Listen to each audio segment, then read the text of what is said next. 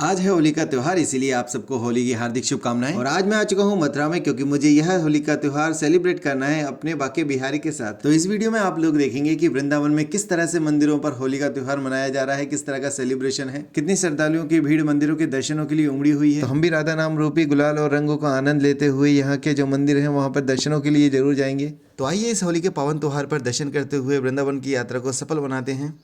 क्योंकि मथुरा शहर मेरे शहर से बहुत अधिक दूर नहीं है, इसीलिए रात को ही मैं होली का दहन करने के बाद में सुबह 4 बजे अपने शहर से निकलता हूं और 7 बजे आ जाता हूं मथुरा के रेलवे स्टेशन पर। रेलवे स्टेशन के बाहर ही एक क्लॉक रूम भी बना हुआ है। हालांकि रेलवे स्टेशन के अंदर भी क्लॉक रूम की सुविधा उपलब्ध होती है। अगर आप वहां लेना चाहें तो वहां ले सकते हैं, नहीं तो बाहर आकर इस जगह से आप अपना जो अतिरिक्त सामान है उसे जमा करवा सकते हैं। रेलवे स्टेशन के बाहर निकलते ही आपको शेयर ऑटोज मिल जाते हैं जो वृंदावन के लिए जाते हैं, पर यहाँ पर किराया अधिक होता है। ये पर पर्सन 100 रुपये मांग रहे हैं, जबकि पास ही में बस स्टैंड बना हुआ है जो कि 700 से 800 मीटर की दूरी पर है। वहाँ पर अगर आप जाते हैं तो वहाँ पे आपको 30 से 50 रुपये के अंदर ही वृंदावन तक जाने के लिए ऑटोज मिल जाते हैं। तो मैं जा रहा हूँ बस स्टैंड के पास। My name is Sanjay Singh और आज हम लोग आ चुके हैं वृंदावन।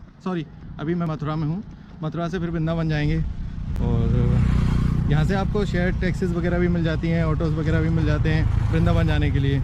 बाकी अगर आप बस से जाना चाहें तो यहाँ से बस स्टैंड जाना पड़ेगा। ऑटो में बैठते ही हम लोगों को पता चल चुका था कि आगे वृंदावन में किस तरह की होली खेली जानी है। और पूरे रास्ते में जो भी लोग मिल रहे थे वह ऑटो में रंग फेंक रहे थे, गुलाल फेंक रहे थे, पानी फेंक रहे थे। इसीलिए जब भी आप होली के समय आएँ तो ऑटो में बैठने से पहले अपने चेहरे को अच्छे से कवर कर लें, चश्मा जरूर लगा लें, क्योंकि आँखों में गुलाल भरना स्वाभाविक है। ऑटो से उतरते ही आप टमटम की मदद से या आप पैदल ही बाके बिहारी मंदिर तक जा सकते हैं। बहुत ज़्यादा दूर नहीं है, मुश्किल से 15 से 20 मिनट आपको बाके बिहारी मंदिर पैदल पहुंचने में लग जाता है। रास्ते में ही वृंदावन वासियों का प्रेम देखने को मिला, जहां पर लड़कियां भी पीछे नहीं थी, ऊपर से पानियों की फुहार आ रही थी और रास्ते में गुलाल की बौछार हो रही थी। पैदल यात्रा करने का एक बहुत ही अच्छा फायदा यह होता है कि आपका मन जहाँ होता है वहाँ रुककर उस समय का आनंद ले सकते हैं।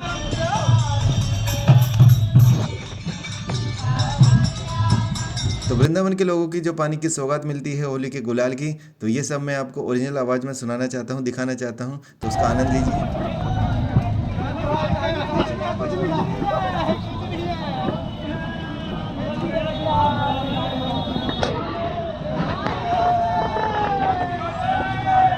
तो यह वह चौराहा है जहाँ से बाके बिहारी मार्ग की शुरुआत होती है और यहीं से बाके बिहारी मंदिर दर्शनों के लिए जाया जाता है। तो आप देख सकते हैं यहाँ पे चारों तरफ से किस तरह से श्रद्धालुओं की भीड़ उमड़ रही है। यहाँ पर सभी श्रद्धालुओं के मुख पर राधे राधे और सभी के हाथ में गुलाल आपको देखने को मिल ही रहा होगा। आमतौर पर आपको वृंदावन में बंदर बहुत ज़्यादा देखने को मिलेंगे और लोगों का चश्मा छीन ले जाते हैं, पर आज पता नहीं क्या हो गया कि मुझे बंदर यहाँ पर दिखाई नहीं दे रहे हैं। हो सकता है कि इंसानों के लाल और पीले मुँह देखकर बंदर खुद घबरा कर भाग गए हों।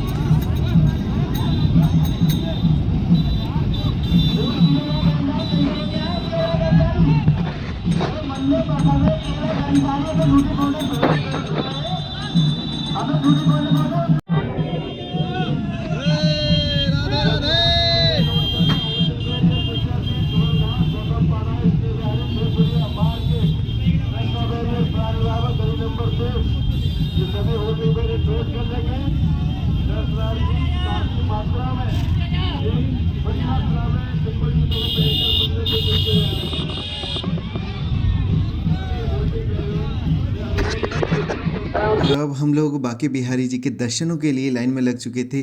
श्रद्धालुओं की भीड़ बहुत अधिक थी और ऊपर से पानी फेंका जा रहा था और गुलाल फेंका जा रहा था। उसी समय मेरे गोप्रो जिससे मैं शूट कर रहा था उसके ऊपर किसी ने जाकर पानी फेंक दिया और उसी टाइम से मेरे गोप्रो काम करना बंद कर दिया। जैसे ही कैमरे ने काम करना बंद करा, मेरी टेंशन मानो 7वें आसमान पर पहुंच गई। पर मैंने सोचा कि छोड़ो, अब जो होगा वो होगा। कैमरे को मैंने रखा अपनी जेब में और मोबाइल से शूट किया।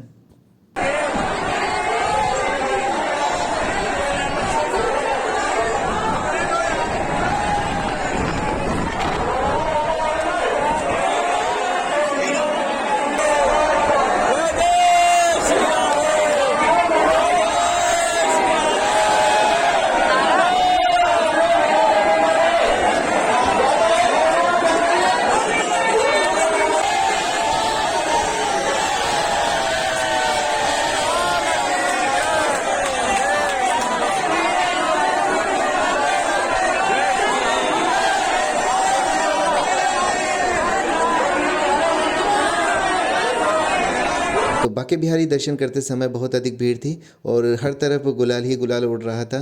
तो दर्शन हो चुके हैं और बाहर निकलते ही मंदिर के बिल्कुल पीछे जो बांके बिहारी जी के जल अभिषेक का जल गिरता है उसका चिन्हामित लेकर हम यहाँ पर पास में जितने भी मंदिर है वहाँ पर जल्दी जल्दी दर्शन के लिए चले जाते हैं। ये आप जो फुटेज देख रहे हैं वह 2 महीने पुरानी है, जब मैं बांके बिहारी मंदिर गया था।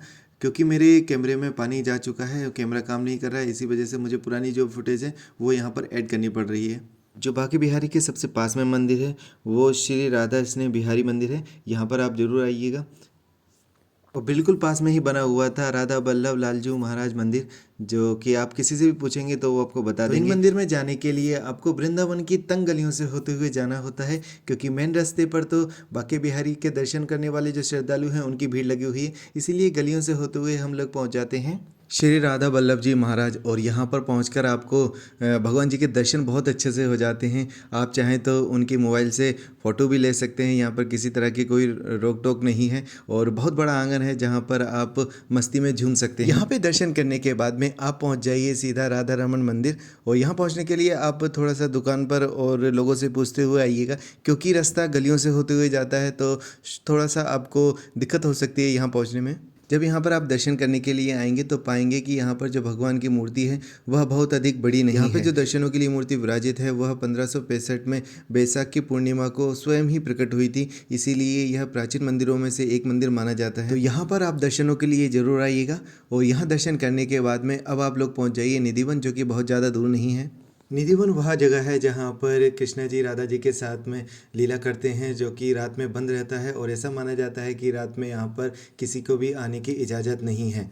यहाँ पर एक मंदिर भी है जहाँ पर राधा रानी का श्रृंगार चढ़ाया जाता है। तो वहाँ के दर्शन करने के बाद में अब आप आ जाइए यमुना जी के दर्शन करने के लिए, क्योंकि इतने दर्शन करने के बाद में अब लगभग 1 बज जाएगा और अब मंदिर सभी बंद हो जाएंगे। तो यहाँ पर थोड़ी देर आप विश्राम कर सकते हैं नदी पर घाट पर बैठकर। यमुना घाट से अब सीधे आप आ जाइए परिक्रमा मार्ग पर और यहाँ पर चलते हुए आपको दिखाई देगा मदन मोहन टेम्पल, जो कि बहुत पुराना है। यहाँ पर आप दर्शन करिएगा। यह मंदिर काली घाट के समीप एक टीले पर बना हुआ है और ऐसा माना जाता है कि जब भगवान श्री कृष्ण ने कालीनाग से युद्ध किया था उस समय वे काफ़ी समय तक यमुना नदी के पानी में रहे थे, जिस वजह से उन्हें ठंड लगी थी और यहाँ पर टीले पर आकर वे विराजित हुए थे, जहाँ पर सूर्य देव ने अपनी रोशनी से उनको गर्म किया था। काफ़ी ऊंचाई होने की वजह से आप यहाँ से बहुत ही अच्छे दृश्यों का आनंद ले सकते हैं। ये परिक्रमा मार्ग है जो कि मैं फुटेज में दिखा रहा हूँ। तो यहाँ पर आप ठाकुर जी राधा रमन मोहन जी के बहुत अच्छे से दर्शन कर सकते हैं। यहाँ पर और भी मंदिर हैं जिनके आप दर्शन कर सकते हैं। यह मंदिर का स्ट्रक्चर और बनावट जो है वो 15वीं शताब्दी की है, जो कि बहुत ही सुंदर तरीके से बनाया गया है। इसमें मंदिर में अगर आप गौर से देखेंगे तो फूल वगैरह भी बने हुए हैं जो कि बहुत ही अद्भुत लगते हैं।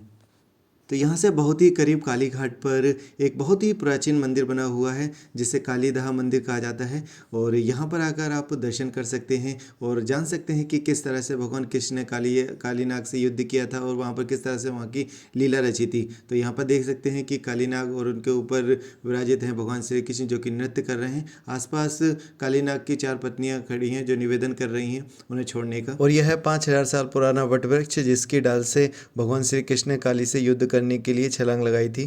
पहले यमुना नदी यहीं से बहा करती थी और यह पहले घाट हुआ करता था। अब यमुना नदी थोड़ी सी खिसक चुकी है और यहाँ पर अभी भी अपनी होली का माहौल जो है वो चरम सीमा पर है। लोग बाग बच्चे सब होली में मस्त हैं। तो अब मैं आ चुका था वृंदावन का जो इस्कॉन मंदिर है वहाँ पर दर्शन करने के लिए, पर आज होली की वजह से उन्होंने बंद कर रखा हुआ है। मैं करीबन 1.5 महीने पहले यहाँ पर गया था, तो उस समय की फुटेज मैं आपको शेयर कर देता हूँ। प्रेम मंदिर और इस्कॉन मंदिर दोनों मंदिर आज दर्शनों के लिए बंद है, क्योंकि आज होली का त्यौहार है और ये दोनों मंदिर मार्बल से बने हुए हैं, सफ़ेद मार्बल से बने हुए हैं। इस वजह से ख़राब होने का चांस ज़्यादा होता है, रंगों की वजह से इसकी चमक जा सकती है। इसी वजह से मेरे ख्याल से शायद इसी वजह से उन्होंने बंद किए हुए हैं। और यह है प्रेम मंदिर जो कि 2001 में बनना चालू हुआ था और करीबन 2014 में इसको आम भक्तों के लिए खोल दिया था और बहुत ही शानदार मंदिर है। वृंदावन दर्शन के लिए ये मंदिर जो है वो बहुत महत्वपूर्ण है और यहाँ पर लगभग सभी श्रद्धालु दर्शन करने के लिए आते हैं। बहुत ही खूबसूरत तरीके से इसको बनाया गया है। अच्छा, होली के समय अगर आप आते हैं, मैं लड़कियों के लिए और औरतों के लिए ये स्पेशली बोलना चाहता हूँ कि अगर आप में सहन शक्ति अधिक है तो ही वृंदावन में होली खेलने के लिए आइए, क्योंकि इस मौके का कुछ उपद्रवी जो लड़के होते हैं वो फ़ायदा उठाते हैं और अनप्रोप्रिएट तरीके से आपको टच भी कर सकते हैं, आपके गालों में गुलाल भी लगा सकते हैं, आपके ऊपर पानी भी फेंक सकते हैं। तो इन सब चीज़ों से आप नहीं बच सकते हो। आप कितना भी झगड़ा करेंगे, आगे जाकर आपको फिर ऐसी ही चीज़ों का सामना करना पड़ेगा। तो इस वीडियो को अब हम लोग यहीं पर समाप्त करते हैं, और आप लोगों को अगर ये वीडियो अच्छा लगा हो तो आपसे हाथ जोड़कर निवेदन है कि इस वीडियो को लाइक कीजिए। चैनल को अभी तक आपने सब्सक्राइब नहीं किया है तो सब्सक्राइब भी कर लीजिए।